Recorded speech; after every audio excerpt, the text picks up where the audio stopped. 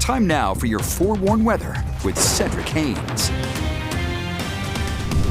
All right, happy Monday, Utah. Before we jump ahead to our forecast, we've got to relive our Sunday because, my goodness, was it a warm day out there. 88 degrees was the high temperature officially in Salt Lake City.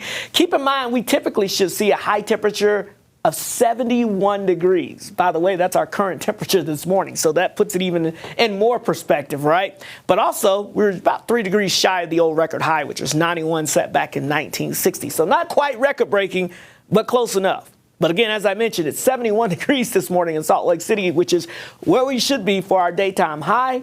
We're there for our morning low so far. Now, other areas, as you get down towards central portions of the state in the 50s and 60s, it's 72 degrees, though, in St. George, and we've dropped into the upper 60s there in Logan after being at about 72 last hour.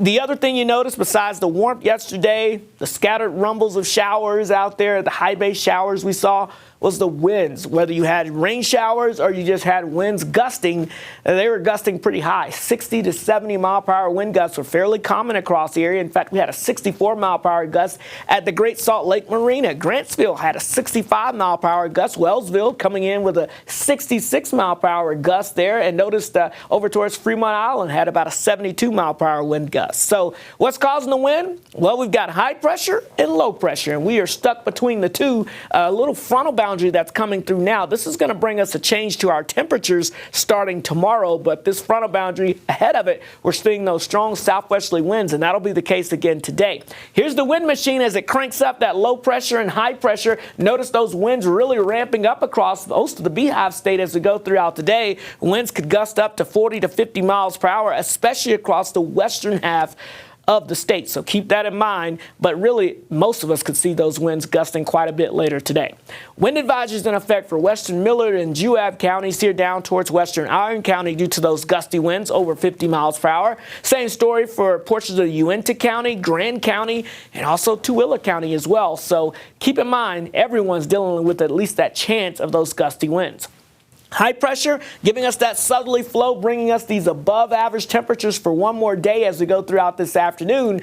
But you see that low pressure? That moves in as we go into your Tuesday, and that's going to bring a big dip in the jet stream, which means some much cooler temperatures are going to filter on into the area. So enjoy the above average warmth again for us today, because tomorrow we start a big cool down, and it will be noticeable overall. You can see as that front moves through, temperatures drop below average for high temperatures here, not only along the Wasatch Front, but even across southwest Utah. We're going to see our temperatures dropping below average as we head towards the middle of the week, thanks to this front.